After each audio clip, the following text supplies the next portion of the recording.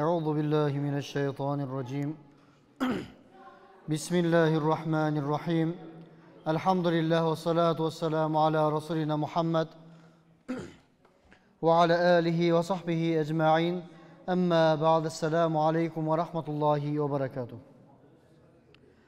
Qadırlı cemaat, Allah Teala nasip etse bugünkü talqılaytın meselemiz birinci jetim, onun janında jesir, және de adillik meselesi var. Бұл мәселелердің барлығын біз баста неке мәселесіне байлап, сол мәселеден талқылауға және де осы тақырыпта сабақ өтуге тырысады екенбіз иншалла. Білесіздер, пайғамбарымыз саллаллаху алейхи вассалам некені былай түсіндірді. Бірінші, некенің маңызы не деген уақытта мұсылмандардың саны көбейеді. Екінші бір маңызы не деген уақытта пайғамбарымыз үшін қиямет күнінде үмметімнің көптігімен мақтанамын деді. Бұл үйлену мәселесі dini тұрғыдан сүннет болып келеді. Және де пайғамбарымыз саллаллаху алейхи вассаламның мына нәрсені естіді. Бір үш сахаба өз арасында отырып былай деді: мен пайғамбарымызды көрдім, Айша анамыздан сұрадым. Ол кісі ғибадат етеді екен, түнімен намаз оқиды екен, күнімен ораза ұстайды екен.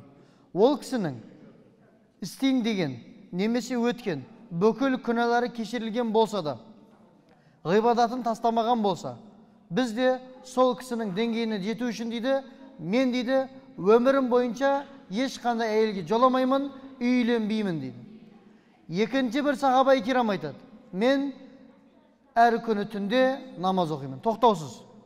Үшінші біреу айтады: олай болса мен әр күні күндіз ораза ұстаймын дейді. Бұл болған жағдайды пайғамбарымыз саллаллаху алейхи вассалам естиді, және де үшеуін құзырына шақырады. Мен дейді сендердің ең хайырлыларыңмын, ең жақсыларыңмын.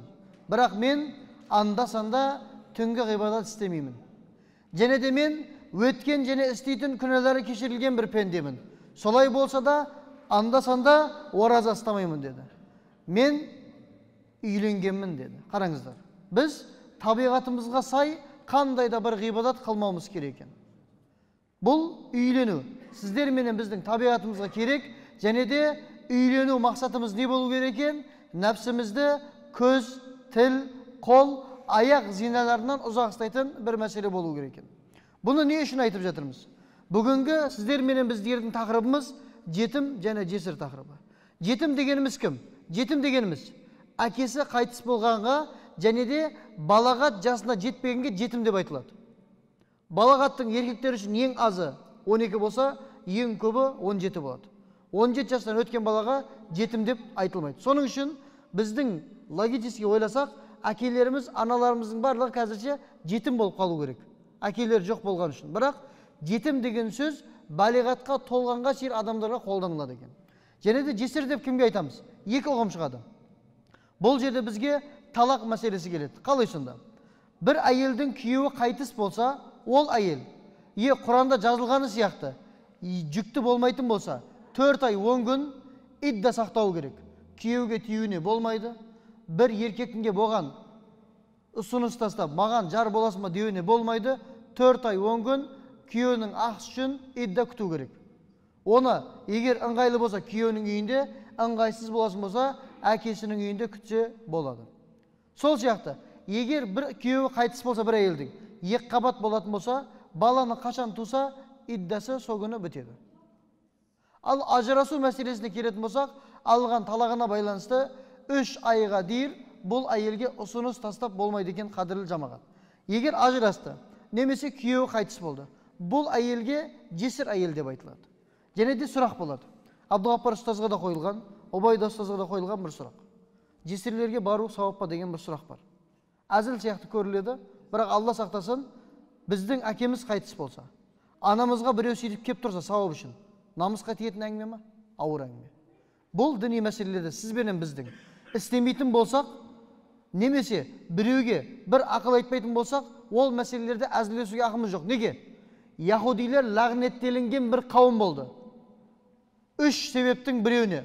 Бұның біреуі діни мәселелерде жалпы айтқанда әзілдесу, прикол ұстау болды.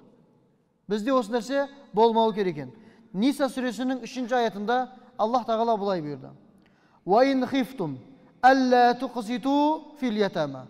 Егерде жетімдердің ақыларынан қорқатын болсаңдар, жетімдерге қарай алмайтын болсаңдар, егер жетім бір қызды алып, оған дұрыс мәміле қылмайтын болсаңдар, не істеу керек екен?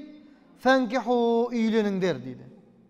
Ма таба лакум минан нисаи, басқа әйелдерден үйленіңдер. Мәсна, екеу, ва туласа, үшеу, ва руба, төртеуге шейін үйленіңдер дейді. Бұл аяттан біз мынаны білеміз. Жахилия уақытында, арабтардың дәуірінде жетім қыздарды немесе жетім балдарды адамдар өзінің қол астына алатын болған, бағып қағу үшін. Бірақ бұл алған адамдардың барлығы Құдайдан қорқатын немесе діндар адамдар емес еді. Сол жетімнің маллары, жетімнің дүниесі өздеріне қалу үшін, өздеріне жақын болған немесе өздерінің қарамағына алған жетімдерге үйленіп алатын болған. Ислам діні келмей тұр. Айша анамыз осы турасында риwayat қылады. Қараңыздар. Қорғаймын деп алады, ол жетімнің дүниесі болады, дүниесі үшін оған үйлене салады. Енді ол жетімнің әкесі орнында болған үшін жаңағы кісі, ол адам ол қызға да сұралмайды, не қылдың, қалай болады деп. Қараңыздар. Осы мәселеге аят түседі. Жетімдердің ақыларынан қорқатын болсаңдар, оларға дұрыс қарай алмайтын болсаңдар, олармен үйленбеңдер. Олардың мал мүліктеріне жоламаңдар деп айтылады, қадірлі жамағат. Пайғамбарымыз саллаллаху алейхи вассалам жетімдік деген ұғымды 100% көрген, өзі сезінген. Әкесінің даусын естімеген. Анасымен дұрыс көңіл күй көтер алмаған, және де уақыт өткізе алмаған бұл пайғамбарымыз саллаллаху алейхи вассалам еді. Пайғамбарымыз саллаллаху алейхи вассалам бұлай бұйырды. Ең жақсы үй мұсылмандардың ішіндегі жетімнің басы сипаланған, жетімге дұрыс мәміле қылынған үй деді. Ең жаман үй жетімнің ақысы желінген бір үй деді. Интернетте бір кісі айтып отыр. Бала кезімде, 3-ші класс кезімде анам қайтыс болды. Арадан көп уақыт өткен жоқ. Анамның қайтыс болғанын дұрыстап сезген жоқпын деді. Біз таңғы шай ішкен уақытта анамыз бізге картошка қуырып беретін еді. Сөйтіп бір күні әкем мені бүйтіп айтқанда әкемнің үйіне тастап кетті. Сол үйде тұратын болдым. Бір күн өтті, 2 күн өтті. Мен ана картошка біткен уақытта, мен бітті демей тұрып, анам сол картошканы бүйтіп қойып қоятын еді деді табаққа.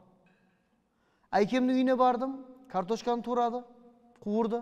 Мен жедім, тағы сұрағанда, не қыласың тағы? Тоймадың ба деп ұрсып берді дейді.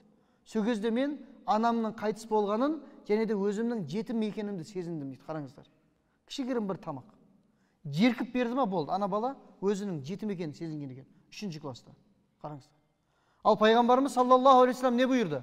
Мұсылмандардың ішіндегі ең жақсы үй, ең хайырлы үй жетімнің басының сипалған үйі. Ең нашар үй жетімді жеркеген үй. Қолымыздан келмейтін болса, қарамағымызға алуымыз шарт емес екен, қадірлі жамағат. Пайғамбарымыз саллаллаху алейхи вассалам бұлай бұйырды. Кімде-кім мұсылмандардың арасындағы бір жетімді алса, және де оны ішкізіп жегізетін болса, оның істеген бір күнәсі кешіріледі, және де жәннатқа оған үлкен бір сый беріледі деді. Кімде-кім бір жетімді алса, напақасын төлеп берсе, қараңыздар, бір жетімді алса дейді, напақасын төлеп берсе, хадистің жалғасында, өмірі бойынша күні бойы намаз оқыған, ораза ұстаған, түні бойы ғибадат қылған, және де өмірі бойынша азаннан кешке дейін Алла жолында соғысқан адамның сауабын алады деді. Бізде қазір әкесі жоқ, немесе анасы жоқ балдарды шетелде оқытып жатқан адамдар бар. Ол кісілердің мақсаты не? Ол оқып жатқан жігіттер келіп, бұл кісі үшін жұмыс істеп бермейді. Бірақ мақсат не екен? Напақасын төлейді жетімнің, өмір бақи ғибадатпен өткен адамның қатарында болу үшін. Бұл хадистен жолға шығып біздің бүйтуімізге болмайды. Бір жетімді аламыз, тек оның напақасын төлейміз, өзіміз намаз оқымаймыз, ораза ұстаймыз. Бұл емес мәселе. Негізгі 5 шартты істегеннен кейін құл ақысына мән беретін болсақ, осы мәселені айтты. Пайғамбарымыз саллаллаху алейхи вассалам бұйырды. Мен сендердің нәпстеріңнен менің нәпсім хайырлы деді. Және де кім-де-кім арқасынан қайтыс болғаннан кейін бір мал мүлк дүние қалдыратын болса, ол туысқандардың арасында бөлінеді деді. Ал кім-де-кімнің арқасында bir жетім немесе бір қарыз болатын болса, ол менің жұмысым деді. Ол менің жұмысым, жетімдерге қарау да менің жұмысым деді.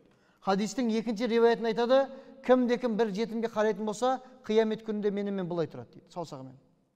Қараңыздар, пайғамбарымыз тұр, жанында біз тұрмыз. Не үшін?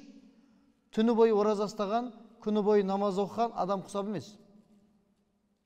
Тек қана бір жетімге жоқшылықты немесе бір мейірімсіздікті көрсетпегенім үшін осы нәрсе болады екен, қадірлі жамағат.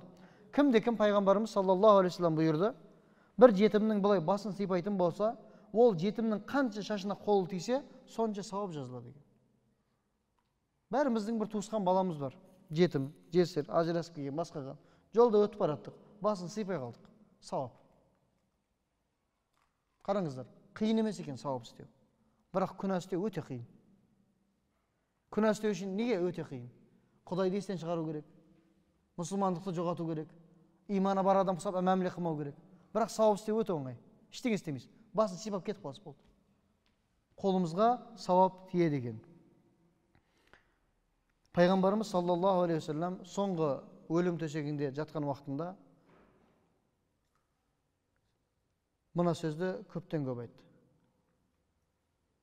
Намаздарыңа мән беріңдер, намаздарыңа мән беріңдер, қол астығыларға адамдарға, олардың ақыларына мән беріңдер, және де мына екі әлсіздің ақыларына мән беріңдер деп, бұлар жетім мен жесірлер деді.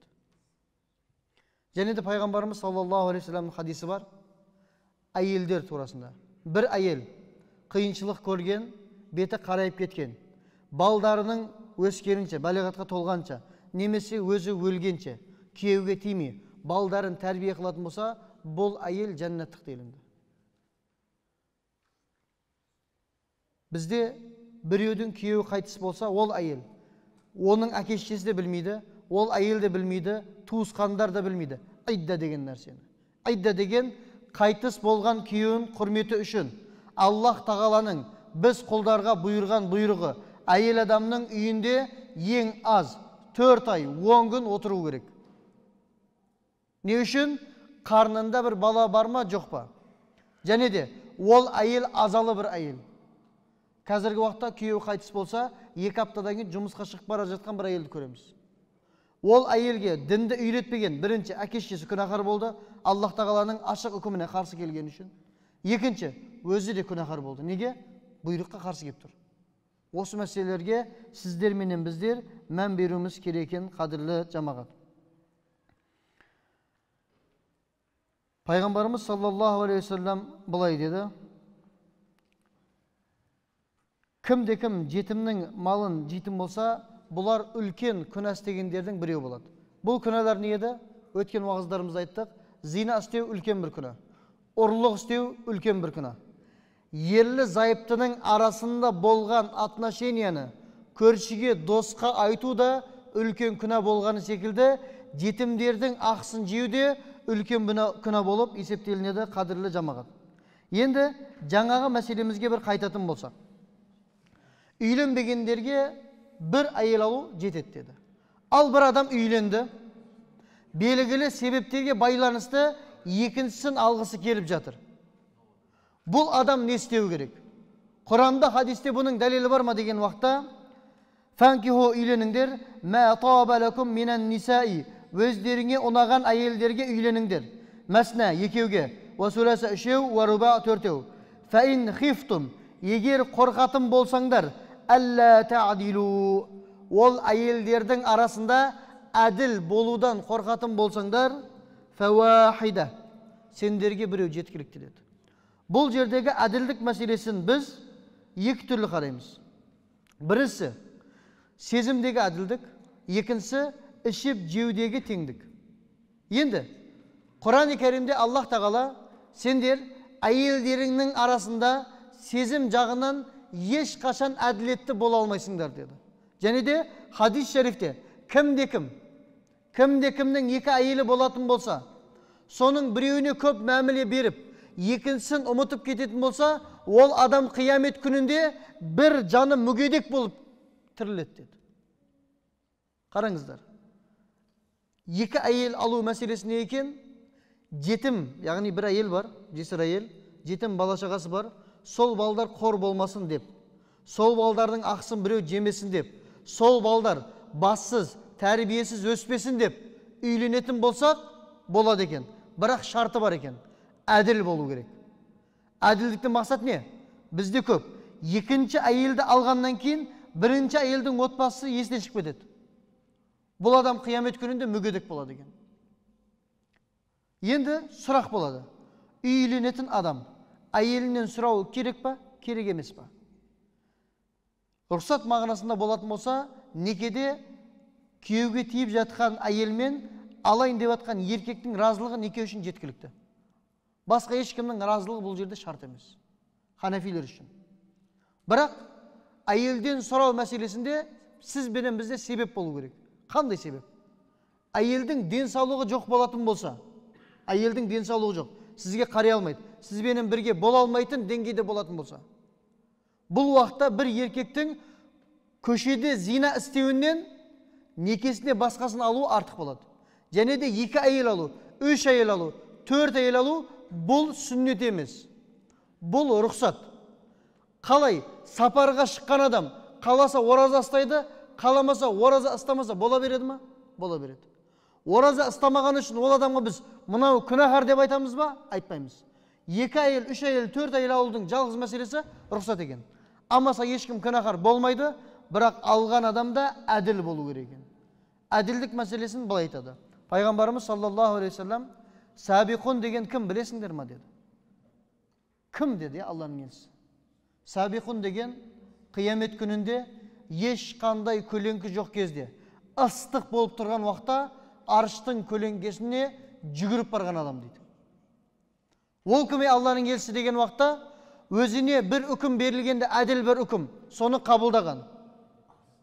Одан әділ үкім бер деген уақытта әділ үкім берген, және де 2 адамның арасында әділ бір шешім шығарған адамға әділетті адам деп айтылады екен. Әділдікке мән берген. Білесіздер, Омар радиаллаху анхудың лақабы бар, Фарух деген. Мағынасы да жақсы мен жаманды айырған, бөлген болады. Соның үшін қадірлі жамағат, үйлену мәселесінде жетімдердің ақыларынан қорқатын болсақ, жесірлердің жаман жолға түсетінін білетін болсақ, және де оны алған уақытта бірінші әйелдің ақсын, бірінші әйелден болғандардың ақсын, балдардың, және де алынған әйелдің ақсын бірдей үстей алатын болсақ, біздің үйленуімізге рұқсат беріледі екен. Болмасам, тек қана, Алла сақтасын, төсек қатынасы үшін әйел алатындар, бұлар ислам жолындағы адамдар болып саналмайды. Неге? Тек қана нәпсі үшін. Бірақ Құран-ы Кәримде аятта не дейді? Құл ақсынан қорыққандар ғана алады дейді. Бізде қазір намазы түгел емес. Ораза деген нәрсені бәлкім білмейді, істамайды. Зинасы бар, арағы бар, шарабы бар. Бірақ басында кішкене тақиясы бар, не дейді?